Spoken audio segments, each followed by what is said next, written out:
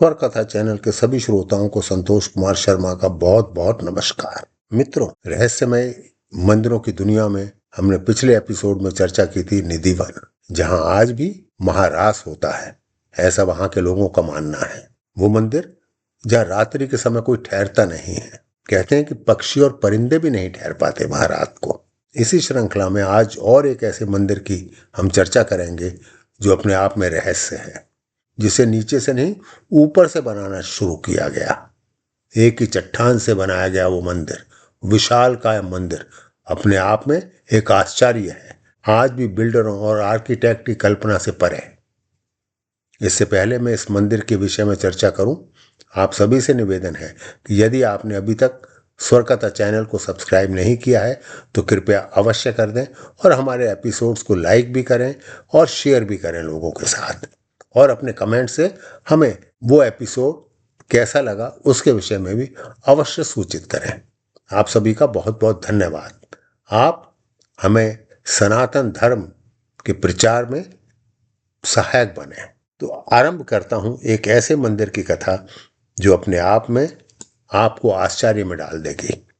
कल्पना कीजिए एक पहाड़ की, जिस पर चढ़ा नहीं गया, जिसकी दूर से पूजा नहीं की गई, बल्कि जिसे तराशा गया। एक ऐसा मंदिर जिसे तराश कर इतना विशाल, इतना जटिल, इतना अविश्वसनीय रूप से परिपूर्ण बनाया गया कि आज भी इंजीनियर रुक जाते हैं, इतिहासकार आश्चर्य करते हैं और भक्त मौन होकर नमन करते हैं। यह सिर्फ एक मंदिर नहीं है, यह है कैलाश, एलोरा का मुकुट रतन, एक ही चट्टान से तराशा गया एक चमत्कार। महाराष्ट्र के दिल में छुपा कैलाश मंदिर, एलोरा की गुफा 16, दुनिया का सबसे बड़ा अखंड चट्टान काटकर बनाया गया मंदिर है। ये पत्थर दर पत्थर नहीं बनाया गया, बल्कि प्रकट किया गया एक ही बेसाल्ट चट्टान से। 8वीं शताब्दी ईस्वी में राष्ट्रकूट राजा कृष्ण प्रथम के शासनकाल में कारीगरों ने एक ऐसा काम शुरू किया जिसने तर्क को चुनौती दे दी। उन्होंने ऊपर से नीचे की ओर तराशना शुरू किया, एक ऐसी तकनीक जो इतनी दुर्लभ, इतनी जोखिम भरी थी कि एक भी गलती पूरी संरचना को नष्ट कर सकती थी। फिर भी जो सामने आया वो एक उत्कृष्ट कृति थी, एक ऐसा मंदिर जिसका शिखर आंगन से 32.6 मीटर ऊपर उठता है। एक मंडप, एक नंदी मंदिर, स्तंभों वाला हॉल और मूर्तियां सभी उसी स्थान पर तराशी गई, बिना किसी जोड़ के। यहाँ की हर दीवार एक कहानी कहती है। शिव ब्रह्मांडीय नृत्य में रावण कैलाश पर्वत को हिलाते हुए, रामायण और महाभारत के दृश्य इतनी भावना से तराशे गए हैं कि पत्थर जीवित लगने लगते हैं। नीचे हाथियों को ध्यान से देखिए जरा, ये सिर्फ सजावट नहीं है, वे प्रतीक हैं संरक्षण के, मानो कैलाश का भार स्वयं उठाए हुए हों। कैलाश सिर्फ वास्तुकला नहीं है, ये भक्ति का दृश्य रूप है। पत्थर पर उकेरी हुई एक घोषणा, अगर दिव्य पर्वत हमारे पास नहीं आ सकता तो हम उसे खुद बनाएंगे। यह मंदिर शिव का निवास स्थान है, कैलाश जिसे पृथ्वी पर मानव हाथों, दिव्य धैर्य और अटूट विश्वास से फिर से बनाया गया है। किंवदंतियां कहती है कि मंदिर एक जीवन काल में तराशा गया था। कुछ कहते हैं ये चमत्कारी रूप में कुछ वर्षों में ही पूरा हो गया था। इतिहासकार बहस करते हैं और भक्त मुस्कुराते हैं। यहां तक तर्क आश्चर्य के आगे झुक जाता है। एलोरा एक यूनेस्को विश्व धरोहर स्थल है, एक ऐसी जगह जहां हिंदू, बौद्ध और जैन गुफाएं अलग अलग खड़ी होती हैं। यह इस बात की याद दिलाता है कि भारत का आध्यात्मिक परिदृश्य हमेशा विशाल, समावेशी और गहराई से मानवीय रहा है। जब आप कैलाश के सामने खड़े होते हैं तो आप सिर्फ एक मंदिर नहीं देखते, आप अपने अंदर एक सवाल उठता हुआ महसूस करते हैं। इंसान सच में क्या करने में सक्षम है जब भक्ति उनकी छेनी बन जाती है। यह कैलाश है, एक पहाड़ जो चमत्कार में बदल गया, पत्थर में उकेरी हुई एक कहानी, विश्वास का एक प्रमाण जो फीका पड़ने से इनकार करता है, वे वास्तुकला जो सभ्यता को चुनौती देती है। एक मंदिर जिसे बनाया नहीं गया बल्कि उजागर किया गया। कैलाश मंदिर बनाया नहीं गया, इसे खोदा गया।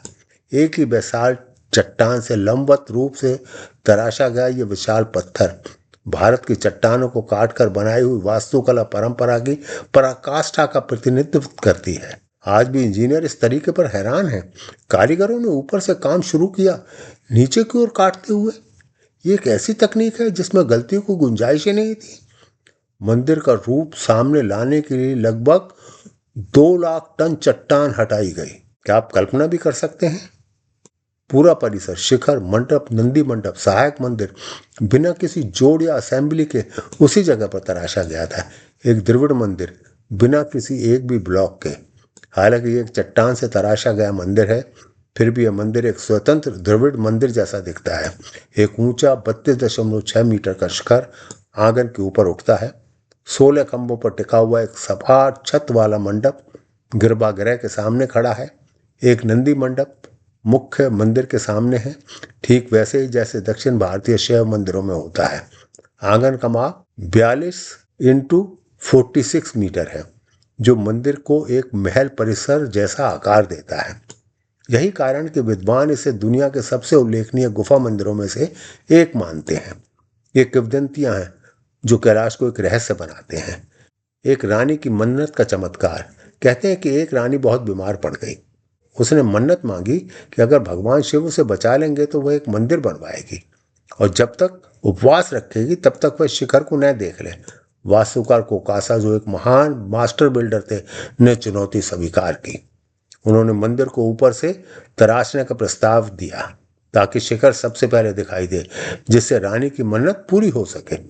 कोका सच में था या नहीं, यह कहानी मंदिर की ऊपर से नीचे की खुदाई को दिखाती है, जो ऐतिहासिक रूप से सही है। एक और कहानी कहती है कि राजा ने मंदिर को बहुत समय में पूरा करने की मांग की थी।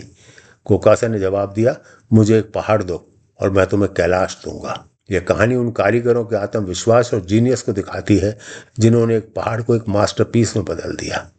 स्थानीय किंवदंतियों के अनुसार मंदिर का डिजाइन एक सपने में दिखाया गया था।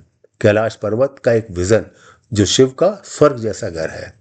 कारीगर सिर्फ एक जरिया थे, वे वही बना रहे थे जो देवताओं ने पहले ही सोच लिया था। वे हाथी जो पहाड़ को थामे हुए हैं, नीचे बने असली साइज के हाथी शिव के रक्षक माने जाते हैं, जो कैलाश का वजन अपनी पीठ पर उठाए हुए हैं। कहानी के अनुसार वे मूर्तियां नहीं हैं, वे जमे हुए रक्षक हैं जो मंदिर की हमेशा रक्षा करने के लिए पत्थर बन गए। कुछ स्थानीय लोगों का मानना है कि कोई भी मॉडर्न इंजीनियर कैलाश को दोबारा नहीं बना सकता, क्योंकि असली कारीगरों को दिव्य मार्गदर्शन मिला था। पहाड़ ने खुद मंदिर को दिखाने का फैसला किया। मंदिर जिंदा है, एक पवित्र जीव, कोई इमारत नहीं। हालांकि ये कहानी एक पोइट्री जैसी लगती है, लेकिन ये उस विस्मय को दिखाती हैं जो मंदिर लोगों में जगाता है। अगर भारत की प्राचीन प्रतिभा की ये यात्रा आपको प्रभावित करती है तो लाइक, शेयर और सब्सक्राइब अवश्य करें और हमें अपने कमेंट्स में भी बताएं कि अगला कौन सा मंदिर आप देखना पसंद करेंगे। आप सभी का स्वर कथा चैनल से जुड़ने के लिए एक बार पुनः धन्यवाद।